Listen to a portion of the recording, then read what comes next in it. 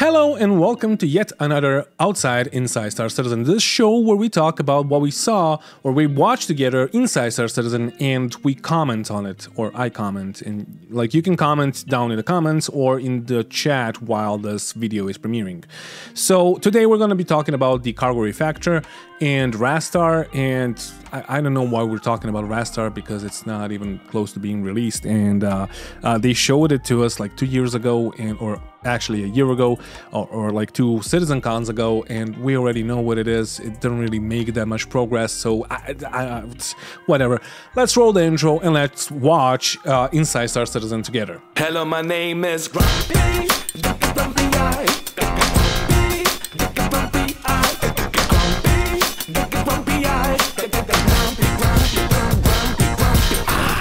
In 3.18, the future is bright for cargo.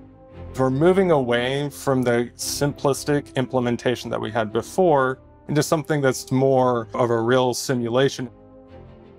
With the new physicalized cargo, it opens doors for us to give some new gameplay. All right, I gotta stop it now because you'll see why, but keep in mind that at the start of the video, they said that the future is bright for cargo, and it's not. And you'll see why, but like just keep that in mind. Cargo today is pretty basic. You go to a kiosk, you use an interface, you load your ship, it automatically loads. Get in that ship, you drive that ship to a port, and then you sell what you bought, but there's not a lot of interesting choices there.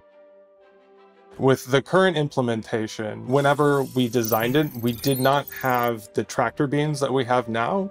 What that meant is that you were not able to pick up and manipulate the larger 1SU boxes. At the time, all that you could do was pick up the smaller 1/8 SU boxes, but this gave us a problem for piracy and looting in general, in that the really valuable things are sold and bought in these 1SU boxes in higher volumes, but the only thing the player can actually pick up are the smaller ones. So what we had to do is a kind of hack in the cargo system such that when a vehicle explodes, instead of generating the larger 1SU boxes on destruction, it actually generates the smaller ones in this kind of gamey, magical way, so that the player can actually go pick up some of the boxes from the destruction. Why are we talking about the past, or how it is right now, when we know that, and like this whole section should be about the future? Like, I don't fucking get it. They just spent like a minute and a half, and they're gonna spend more time talking about this. Yes, we know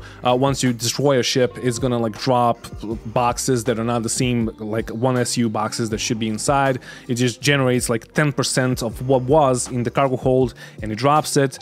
The boxes keep on despawning for some reason. Sometimes like all of them despawn, and most of the times once you get those boxes, you can't even fucking sell them because they get corrupted somehow or whatever. So what are we talking about this? Like, I don't fucking understand it. All right, let me give you an example. The C2 has 696 SCU, which equates to 5,568 1/8 SCU boxes that you have to loot. But the ship exploding should damage some of those boxes, and we want to have about 40 to 50% survive that explosion, so that's still about 2,000 1/8 SCU boxes. But then there's server performance issues to consider. So what we've actually been doing is capping that at 10% boxes being generated.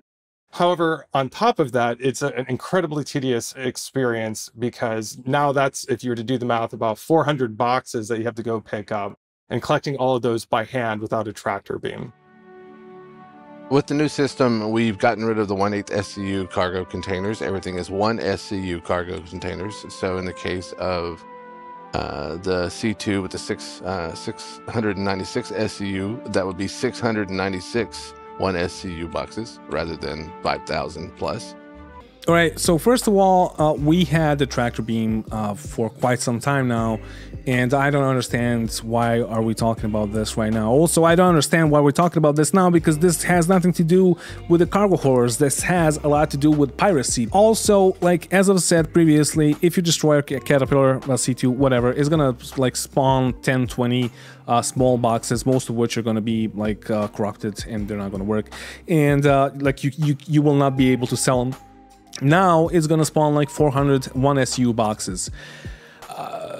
how is that going to affect the server performance? And also, this was happening before when we had like 50 players on the server, and now we have 100 players on the server, and we're going to have more pirates, more cargo haulers, and all of that. So yeah, I don't know. Let's continue. Every single one of those boxes is a real entity in the game, like any other entity in the game. It is tracked in the database as a persistent entity now that we have the new persistent entity streaming architecture. And it means that now that they're entities that are persistent, they can be interactable. So now you can do things like use the tractor beams to pull them out of the cargo hold or put them into a cargo hold. It also means that whenever we do ship destruction with the new system, we don't have to generate anything. Instead, all that we do is we take the entities that were already created and we just simply detach them from the cargo hold and let them float in space. All right, so first of all, what does this have to do with cargo hauling? Like, I don't understand how like cargo haulers are gonna have fun with this, because they usually don't want their ships to go kaboom. Secondly, this just looks like shit, honestly. Like, just look at this. Like, it's just like, what?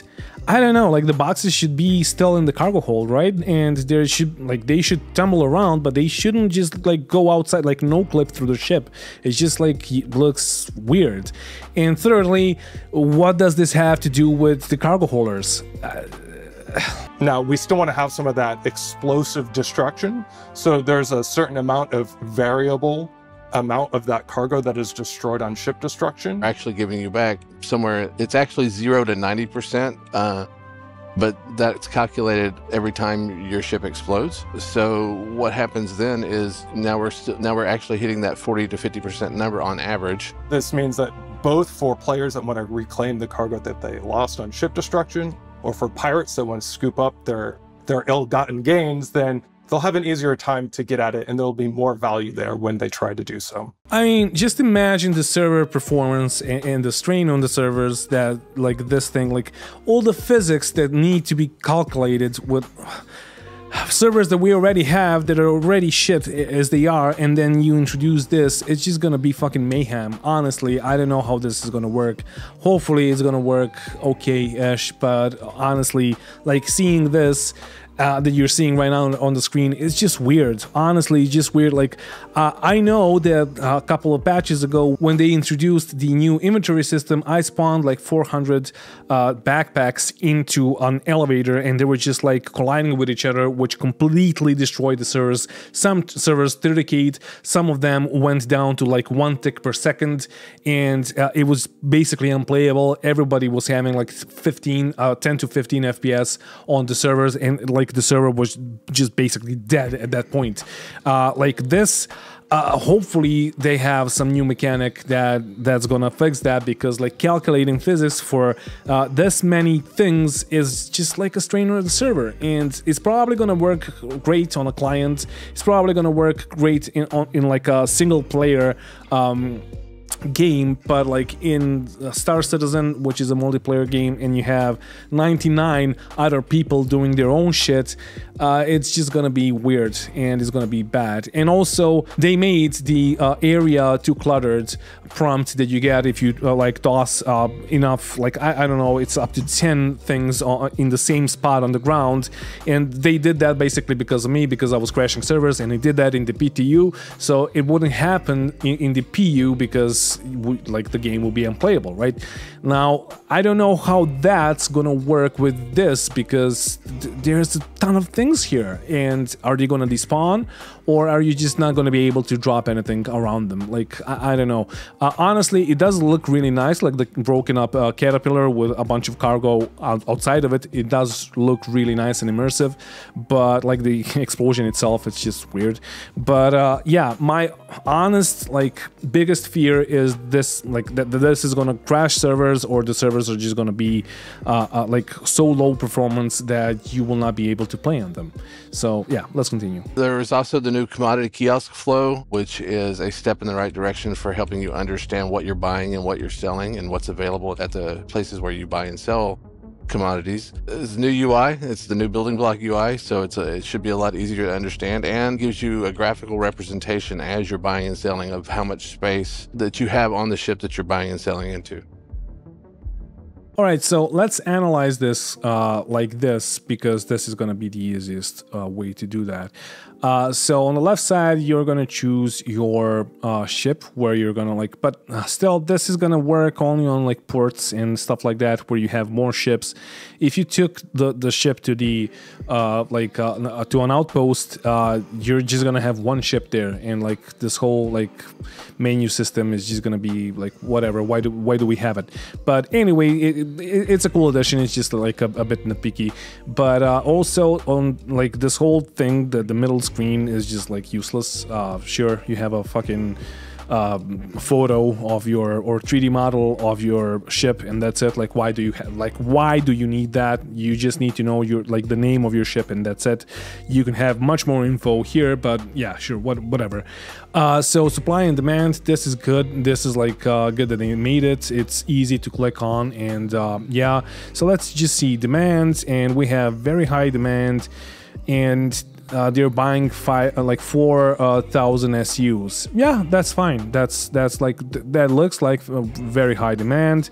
A high demand would be like 255 SUs. Okay, that's not really high demand. It's just like demand, medium demand or whatever. Very high demand 4,000. Very high demand 2,000. So everything about 1,000, I guess, is going to be very high demand. And yeah, I guess we gotta see this. I don't know about the prices, honestly, because I have like I didn't do cargo hauling in a while. I haven't even played the game in a while. I don't know if they changed the prices on the like units, and like, is this any better than it was, or is this basically the same? You gotta tell me that in the comments. But yeah, let's just like jump through and see like what this whole thing is all about. So yeah, so you see 40 SUs, isn't the Kari like 46 SUs? Okay, so you have these are probably gonna fill up once you fill the ship up. Sure, this is just like pointless. Why do you have this? I don't understand this. In demand, no markets. I don't think that they even like clicked on the plus here, so sure, it's probably just gonna show you like what you have on your ship that it's like that is in demand. And yeah, I don't know. It looks better. Like this whole system looks a bit better, but that's basically it. So let's continue. 318 is not the end of the cargo refactor. There's lots of stuff that we're in the design process for right now, including manual loading and unloading, as well as automatic loading and unloading. We're also looking at some big box cargo missions that separate the cargo from the hauling professions. So that's something to look forward to. We have a lot more content coming that use these new features. We hope you enjoy it in 318. Remember when they said that the future was bright for cargo, and when I told you to remember that, well, this is it. They should have said the future is bright for piracy, because this is only gonna help pirates. And therefore you will be pirated much more. This is basically going to be the golden age of piracy until the cargo refactor is completely done, because here they said that they're gonna do like manual and automatic loading and unloading, which is gonna take you a lot of time. And once we get to that point, or once that whole thing gets introduced to the game, then you're gonna see like a huge dip in the number of cargo haulers, because people are just not gonna have enough time to load their ships up to hold the cargo, so they can possibly get pirated. So this whole segment should be just like a piracy segment, because it's basically what it is. So 318 and the next like couple of patches after that, they're basically gonna be the golden age of piracy in Star Citizen, and you can mark my words and you'll see. And as a coda to all of that, Chris Roberts actually came by my desk the other day. Wow, dude, you saw Chris Roberts? It's fucking amazing.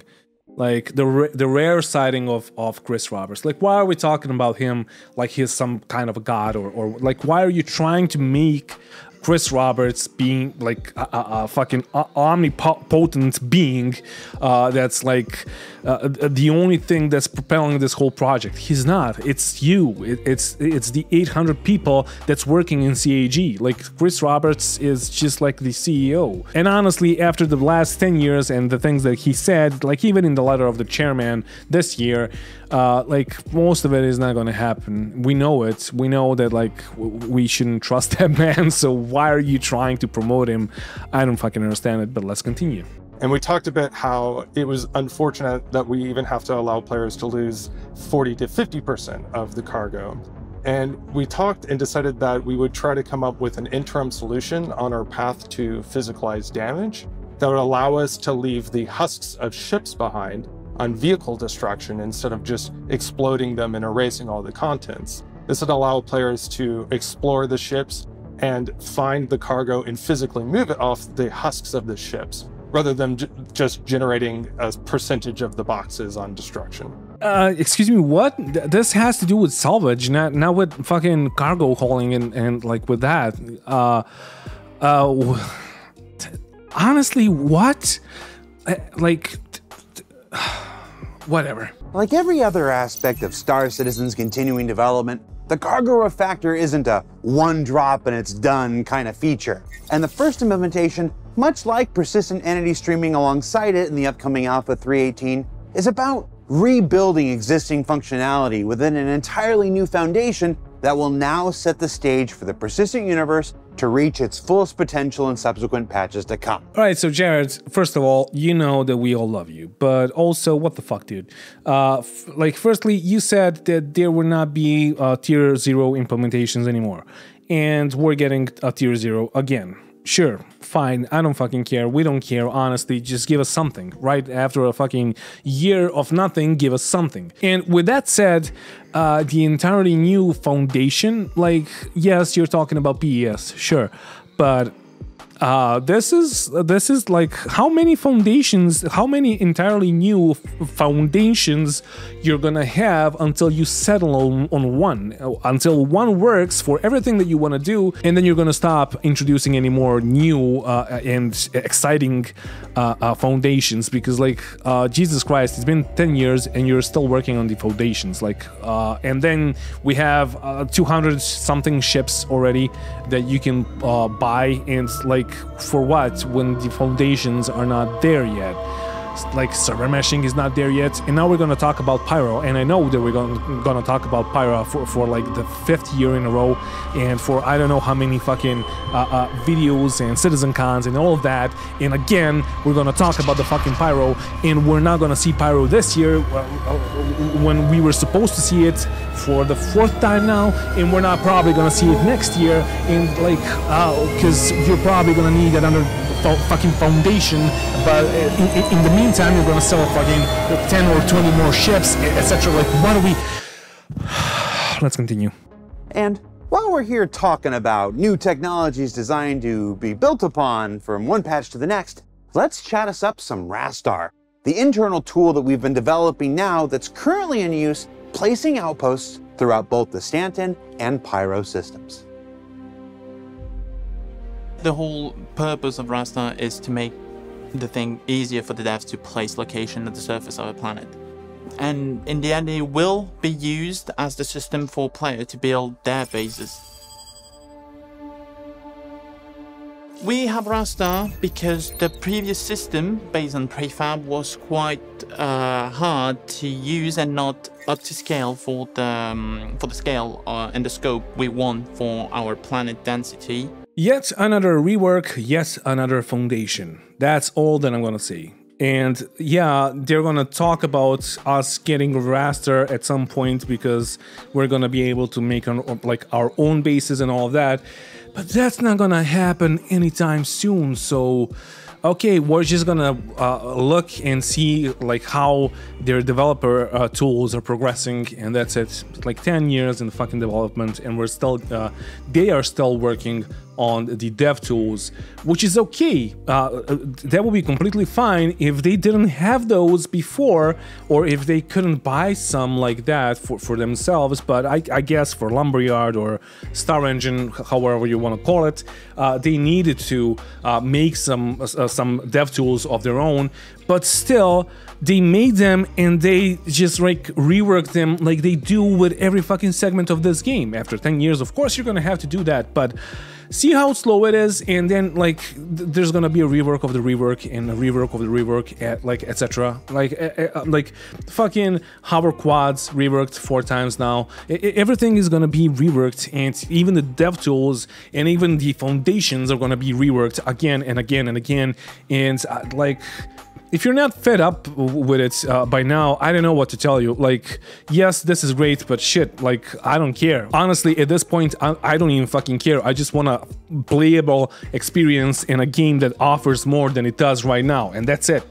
Any changes to the planetary generation, like, for example, you just change a canyon, you add a canyon to the planet, you'll have to redrop every modules at the surface of a planet to be sure they are well aligned with the new terrain and the new modifications of the terrain.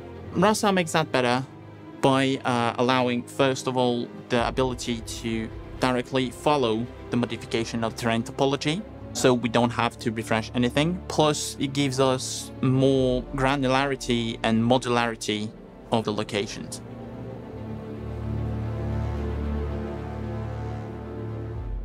And again, honestly, most of the games that have base building have this, and this is not anything new, or like it's not groundbreaking. It's nice, it's a good dev tool, and can't wait to have it in my hands. So like once you get the Pioneer, you're gonna get a plot of land, and then you're gonna make your own base and all of that. But like that's at least fucking 10 years from now, right? But why are we talking about that right now? Backers should be caring about Rastar and all these improvements, because that's the way we will be able to give you, the players, the most dense area we can imagine to keep in line and have all the planets, all the moons filled with POI and things to do on the surface, and maybe later in orbit of these planets and moons. Yeah, sure, but also you will need to have more models and to make models so that program can, like Rastar, can use them to make more points of interest, right? Because it can only work with what you give it, and if you only have one model and like a couple of models, it can just make that, and that's it. Like. It's not gonna be a magic program that's just gonna, like, you click it 3 times and it just makes a whole new facility that you never saw before. That's never gonna happen. So don't try to promote it like that, because that's not what it is. CitizenCon 2951. It changed not much in terms of visual, mostly UI rework, but features are all there. Just a lot of internal work to allow the new build location to fit more and be more productive. So now we can have modules and elements that are nested and indented, so we better understand what depends on what. Alright, so if you're currently typing a comment like, Grumpy, are you gonna be happy with this game ever? Yes, I am. But also you need to understand this, like, I'm not raging because of nothing. I'm raging because we saw this a year ago, and we already know what it is, and they're showing us this again because they basically have nothing else to show. And I'm pissed off because, like, it's really hard, as I've said a ton of times before, it's really hard to make content on a contentless game. And that's what they're doing, and like in response, I'm basically doing the same. I'm bringing you content on a contentless fucking ISC. Sure, the first segment was fine, but it's not cargo, it's piracy, basically. But this whole thing is like, why are we talking about this again? We saw this in CitizenCon last year, so what's the point? Also, if you take a look at this, you will see that like they're adding elements, and you can see hub A and hub B. So like I was right when I said that you will need more models, you will need more hubs, for example, so you would make another thing. Like that's how it works, and most of the games have that. Like most of the developers have these dev tools to like populate their terrains and like planets or whatever the game is, maps, whatever. So this is nothing new. Like this is already seen in a bunch of other games and game development tools. So I don't know, like, don't get excited. That's the point. That's why I'm getting pissed off, because they're making you know what, I'm gonna end it here. Actually, I'm not gonna fucking show you anything more, because fuck this. Like, the reason why they are doing this and showing you all of this, because like we are gonna get IAE soon with 3.17.4, and it's gonna be in like 15 days from now, so 2 weeks. So they're gonna hype the fucking game up. Maybe even like Chris is gonna drop another letter, and like they're just gonna hype it up to the max so they can make more sales, right? But like, what's the point? Because you know, like, if you're not dumb, honestly, if you're not dumb, you're gonna understand it like this. You're not gonna see it in the game, so you can use it on your own, so you can make your own base or whatever. It's not gonna happen anytime soon. So what's the point? The point is hyping up the game, because yeah, you're gonna have sales, and yeah, that's just fucking marketing, right? And the reason why I don't want to go through the whole video, because there's like at least like 5 or 7 more minutes of this, is because they're talking about how they're trying to use Rastar with old stack, and how they're trying to manage it and like bring it up to the new standards that they're using right now, the object container streaming and all of that. Sure, great, but that's your fucking job, right? Like, why are you talking about that in the ISC? If you're gonna talk about that, fucking talk about that in the Star Citizen Live, because yeah, you have an hour there, you can talk about that there. Like, what's the fucking point? The last ISC we had fucking a guy showing us Excel. Like, sure, great, but what's the fucking point? I know that you, like, we all know that you are working on the game, and before hyping up the game before the sales, maybe show us what we're actually gonna get, what you're actually working on. Because yes, you are working on Rastar, but that's a development tool. You're like, yeah, okay, you have the Excel sheets, and yeah, sure, great, but like, how, like, what does that have to do with us? It doesn't have to do anything with us. Like, we don't really care as gamers. We want to play the game. We want the game to be better. We want more variety in the game. We want more game loops. We want a bunch of shit. But you're not giving us that. You're just giving us fucking Excel sheets and this shit. Like, the whole video should have fucking horror sounds in the background and me fucking screaming at the microphone, because that's basically it. So that's why I'm not showing you the last segment. And instead of letting Jared ask us, what did we learn today, kids? We have learned nothing. We have learned that you're talking about the cargo refactor, but like that the cargo future is gonna be fucking amazing, but not now, because first of all, 318 is not even around the corner. Secondly, like the whole show was just about piracy, and piracy is gonna be great after 318 drops, and that's cool. I don't have anything like against that, but we want to know how you're gonna manage the time and the effort that people are going to put into cargo hauling, because you will need to load up your ship, and that's going to take you a fucking hour. So tell us if you're even thinking about making the cargo hauling more viable, because like after that, or when that happens, because there's no fucking point in spending an hour or 2 hours loading up your ship just to get pirated, or to die to a glitch or whatever, or just to like make fucking, I don't know, 15k from a full caterpillar of shit. So like, profit margins need to go up, and that's what we need to talk about. This is just hyping the fucking game up, and like, yeah, we're gonna talk about Rastar. No, we're gonna show them Pyro that was supposed to be in the game like I don't know how many patches ago, or how many years ago. And yeah, like, that's why I'm not showing you anything, and we didn't learn anything with this ISC. Neither did we learn anything in the last ISC, or in basically basically any of the ISCs this year. Like, most of this year was just trash, honestly. The game is trash. Currently, the game is trash. It's not fucking working. I logged in. I had fucking 30Ks in like 2 hours. I'm not gonna log in until IAE. Then maybe I'm gonna do a live stream where I'm probably gonna rage like this, and that's it. Like, that's it. And yeah, 318 around the corner. Great. When? Well, December. Okay, well, like, is it in the Evocati? Well, yeah, it's in Evocati. It was like there for 3 hours, twice, and that's it. So, like, with that said, thank you for watching, and like, thank you for like. I know that I'm screaming a lot, and I'm fucking pissed off, and I probably woke up my girlfriend, and she's gonna be pissed off at me. But Jesus Christ, like, what, like. Thank you for watching, and thank you to all my patrons for supporting the channel. If you want to support the channel, there's going to be a link down in the description of the video. And yeah, you're supporting me for not screaming, for being like more pleasant, but I'm not, because what the fuck, and for buying ships so I can review them or give them away or like whatever, or buying equipment. Like, I wouldn't support myself, honestly, after fucking seeing this video.